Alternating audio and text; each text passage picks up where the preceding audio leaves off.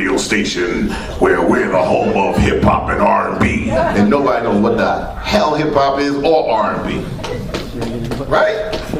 I'll get into a quick definition on that.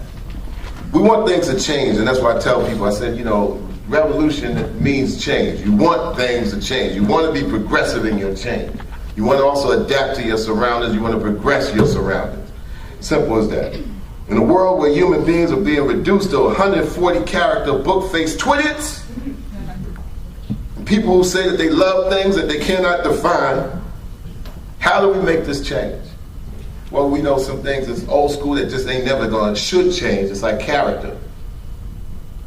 I usually start my Black History Month talks and conversations with basically the premise that Dr. Martin Luther King said.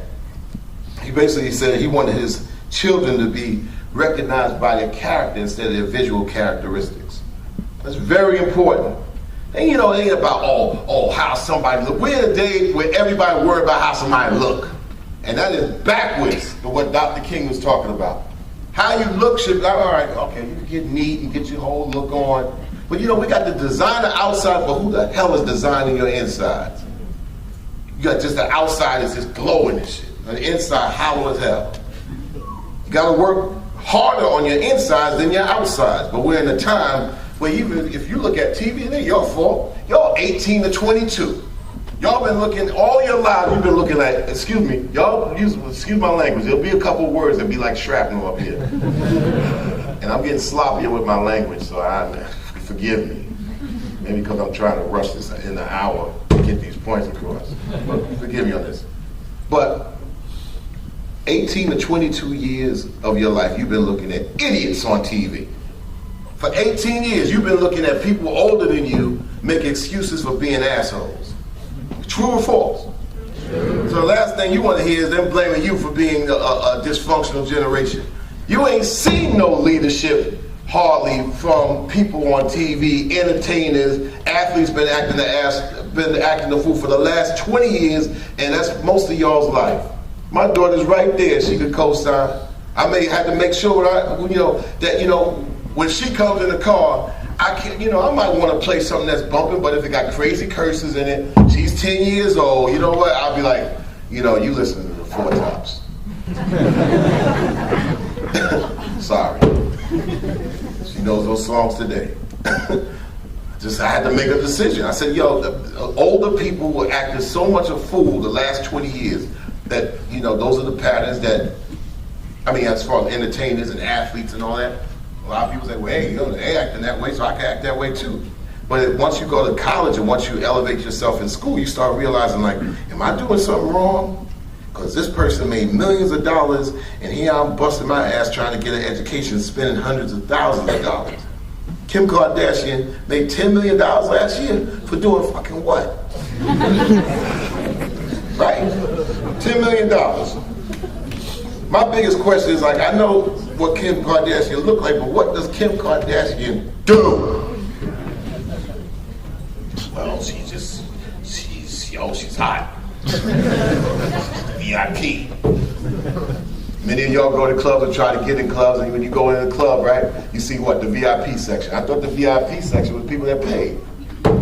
What's the next? Okay, what's the next step in 2020?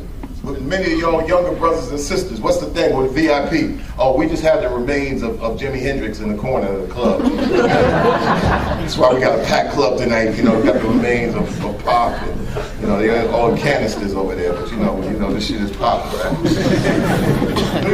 Then you hear a DJ, yo, it's popping up in here. See, don't knock that can over.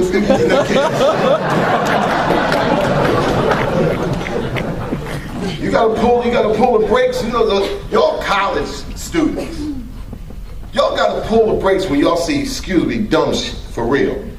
But y'all been seeing so much lunacy that you wonder, like, damn, I know it's stupid, but I don't want to be the one to call it out. I just don't. It ain't me. They can do what they do. It ain't me, but.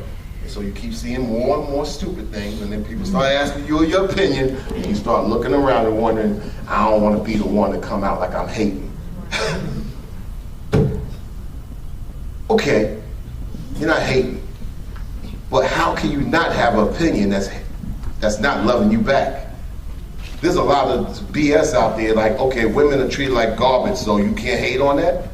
Oh, I hate the way they treat and talk about women in the game. Or I hate the way that they come in, hate's a strong word. But if it's coming at you real strong and expecting you to capitulate to it, hating is not a bad thing to say. I hate ignorance. I want to break it down, but you can't co-sign it. We've been seeing intelligence kind of co-sign it for a long period of time. Let me move this on. Character. Being able to recognize the inside of a person instead of how they look on the outside.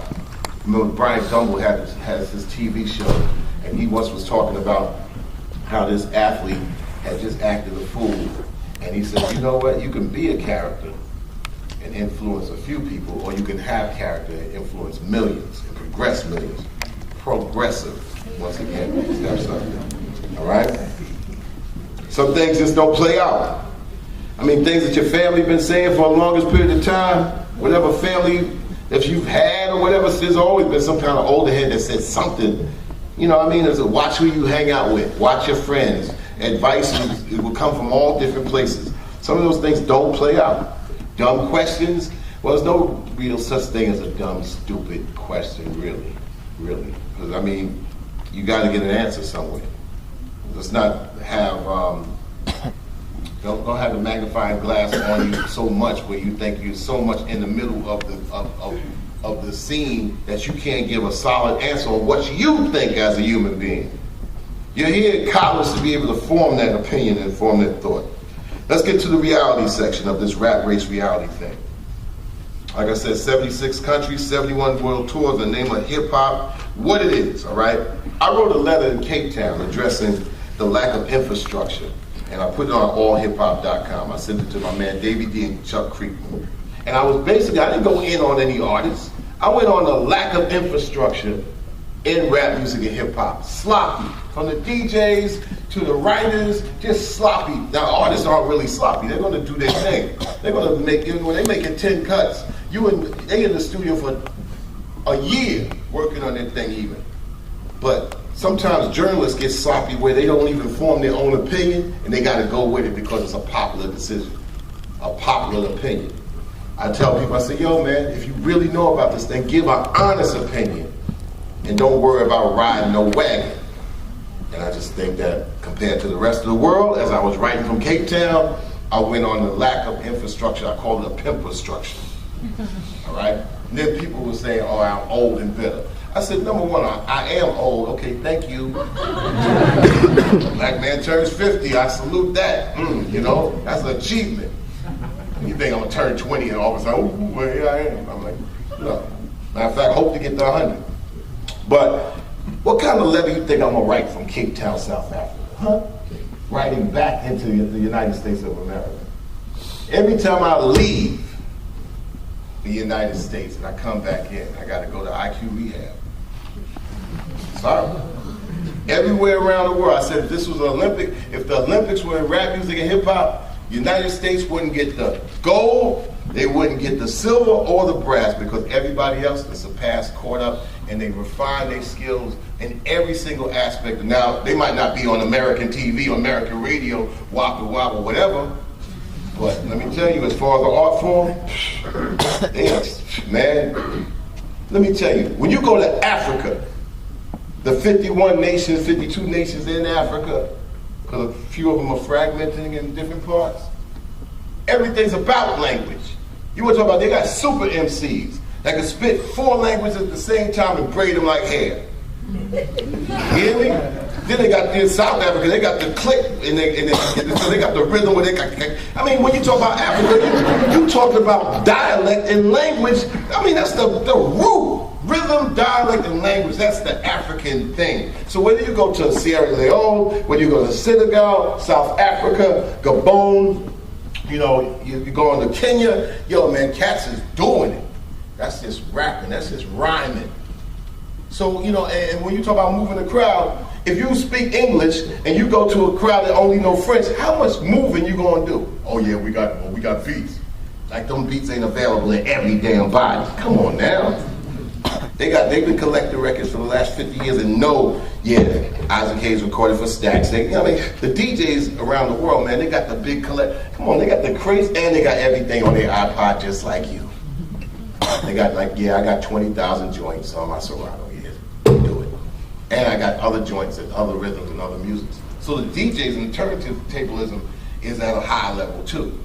And you want to talk about two attributes of hip hop? If you want to break it down into the elements that KRS-One said, MCing, breakdancing, graffiti, and DJing. When you got graffiti, you go back to hieroglyphics. When you got breakdancing, come on, Africa, come on, bitch. So those are four elements at a high standard. And so people say, yeah, but I'm not really, I don't know, man. I'm like, I don't know. I ain't really trying to check out no African MC because you probably haven't. How you gonna know? They ain't gonna pop across on Hot 91.1. Now,